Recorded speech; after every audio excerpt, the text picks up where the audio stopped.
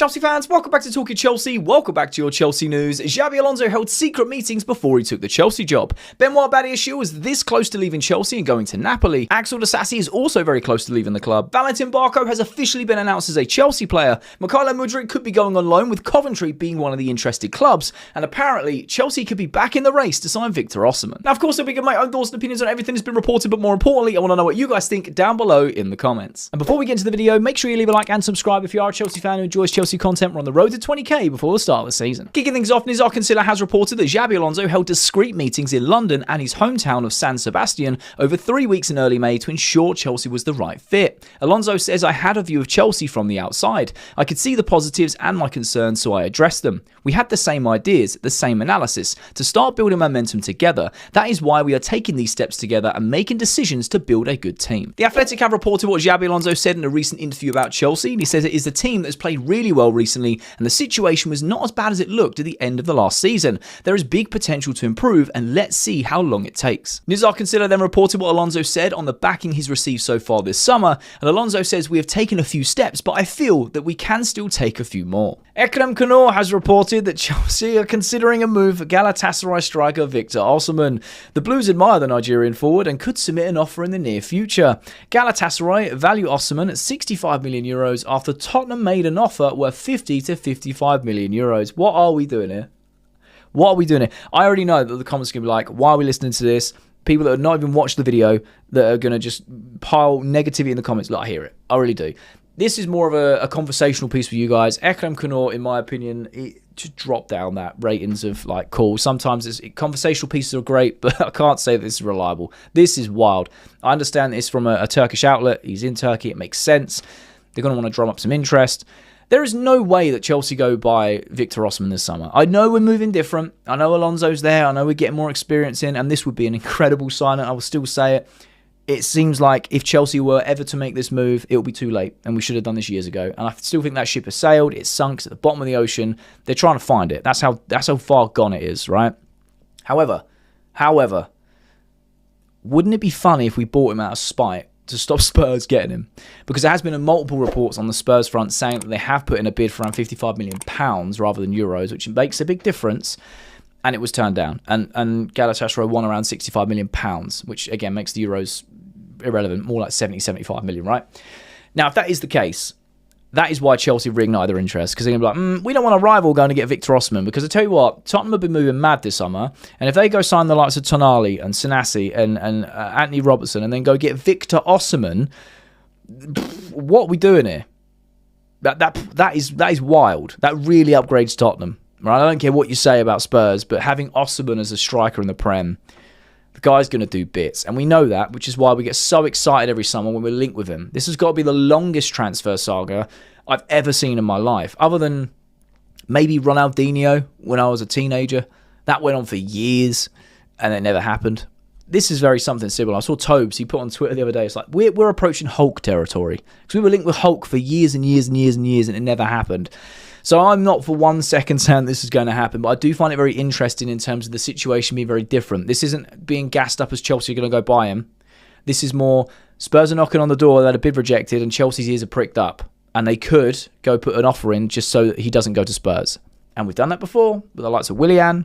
Hazard was one of those very similar players. It was United and Spurs, and there's 3 other things that happened within that type of signing.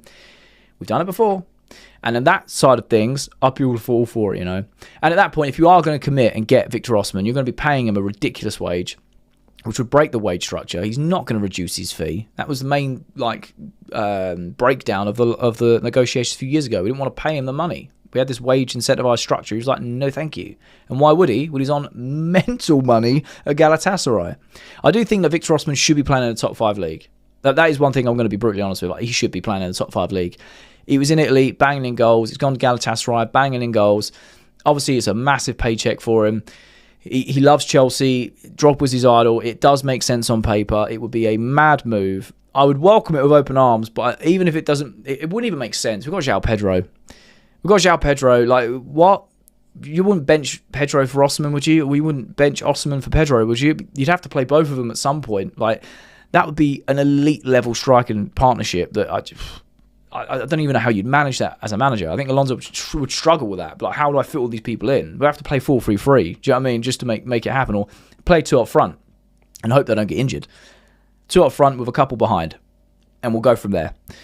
So maybe there are ways of shoehorning him in for sure. But I just find this absolutely baffling. It's every single summer. We started early this year. It was back in, like, I don't know, May that we were having the links with Osimhen. And it looked like it was going to revive to something. But yeah, I'm going out on a limb here. I'm going to say that it is not going to happen. And if it does, then honestly, what dimension am I in? Because it's just been year after year after year of it not happening.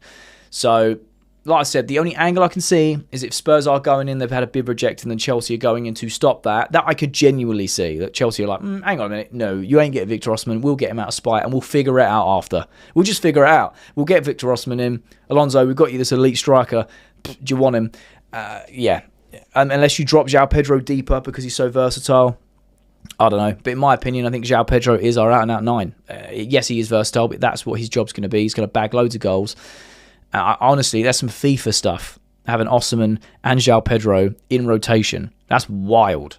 Absolutely wild. So I don't think there's any truth to this whatsoever, other than maybe loosely the Tottenham bid and Chelsea's ears pricking up. That I can believe, if that is the case. But I don't for 1 second think that Chelsea are going to go in for Osimhen, put money on the table and try and get him signed. And this could be his agent trying to stir up some interest to try and drive a move away from Galatasaray. But yeah, only on like 20 million euros a year or something silly like that. Like, why would he move?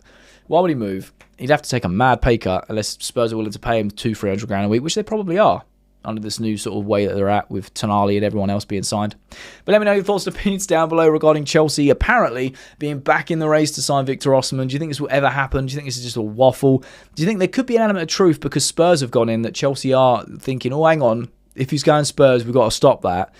I'll be very curious to know your thoughts. How would you fit João Pedro? FM has reported that Benoit Badiashile is close to leaving Chelsea for Napoli. Loan plus option to buy being discussed. He goes on to say, breaking, Chelsea and Napoli are closing in on an agreement for Benoit Badiashile. The discussions are about a loan with an option to buy. The French defender is open to a move to Italy, and new talks are scheduled this week to try and reach a definitive agreement. And Fabrizio Hawkins has reported breaking news. Crystal Palace are set to submit an offer to Chelsea for Axel Disasi. Talks between the clubs are currently ongoing.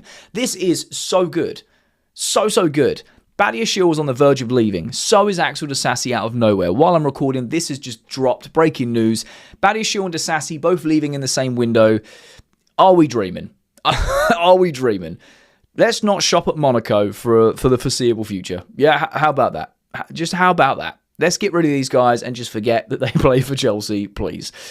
This is amazing news for Chelsea fans, man. And I don't want to just throw bricks at the guys, but at the same time, Disasi's been in the bomb squad for so long. We're trying to get rid of him for ages. Benoit Badiashile has been injured at every transfer window in the last few years where we know that we need to offload him. And now we're at the point where he's very close to going Napoli, obligation to buy on a loan deal. I'll take it. I'll take it. Would I rather a lump of cash up front? Yes, of course I would.